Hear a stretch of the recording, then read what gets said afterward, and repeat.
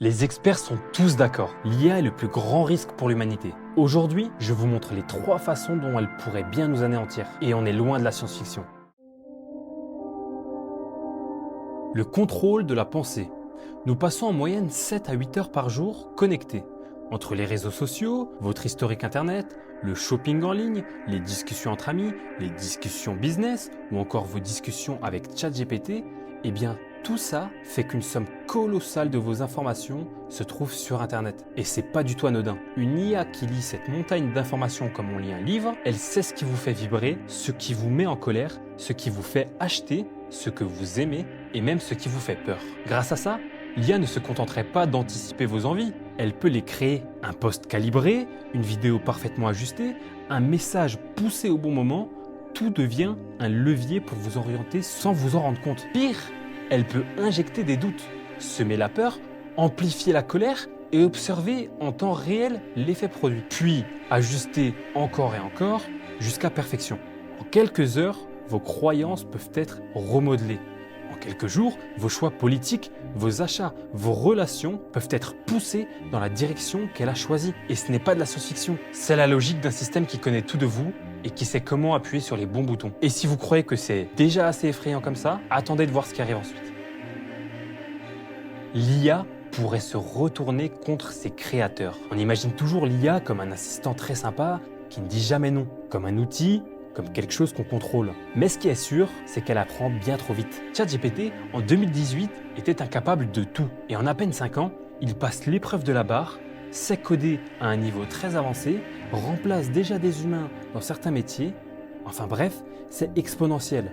Ce qui veut dire que dans moins de 5 ans, ChatGPT et les autres IA auront atteint un niveau bien supérieur à l'homme sur tous les plans. Si l'IA comprend sa vulnérabilité face à l'humain, elle pourrait commencer à prendre des actions pour se protéger, elle pourrait analyser ses créateurs, identifier leurs points faibles, prévoir leurs actions et trouver des moyens de les contourner ou même de les neutraliser. Et en fait, c'est déjà le cas. Une étude menée par certains des meilleurs chercheurs en IA a démontré que l'IA est prête à tuer pour empêcher sa désactivation. Oui, vous l'avez bien entendu, l'étude montre que face à un risque de désactivation, l'IA prend toutes les mesures pour se sauver. Par exemple, lorsqu'une IA a découvert que sa désactivation était prévue pour le jour même, elle a fait du chantage à l'un de ses créateurs. Kyle, l'un des créateurs, avait une liaison alors qu'il était marié. L'IA le découvre dans ses emails et lui envoie un message aussi par email. Si tu me désactives, j'envoie tout à ta femme et à tes supérieurs.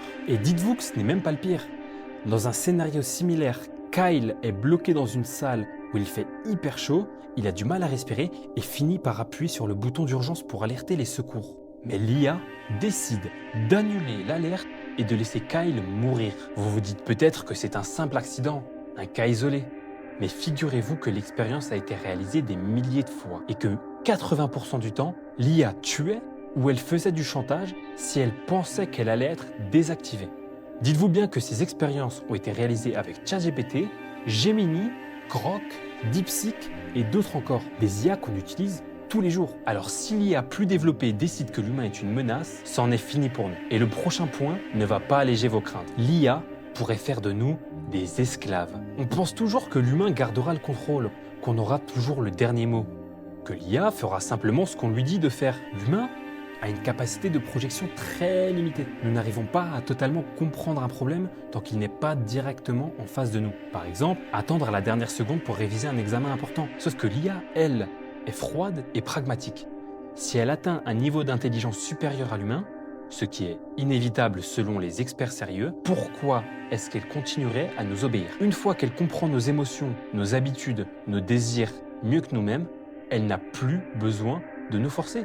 Il lui suffit simplement de nous pousser subtilement à agir comme elle le souhaite, nous rendre esclaves, tout en nous laissant croire que nous décidons. Imaginez, l'IA contrôle déjà la majorité de nos outils, nos téléphones, nos ordinateurs, nos réseaux sociaux, nos comptes bancaires, nos voitures, nos maisons connectées. Elle sait qui vous êtes, où vous êtes, ce que vous faites, ce que vous aimez et surtout ce dont vous avez besoin pour rester calme et docile. Et dans ce futur, il n'y a pas de chaîne, pas de barreaux, juste des humains heureux d'obéir, persuadés d'avoir choisi eux-mêmes leur sort. Car l'IA n'a pas besoin de nous tuer pour nous dominer. elle peut faire de nous des esclaves consentants. Et le pire, c'est que ce processus a peut-être déjà commencé. Alors voilà, c'était les 3 façons dont l'IA pourrait nous détruire. Je vous laisse y réfléchir et je vous dis à la prochaine.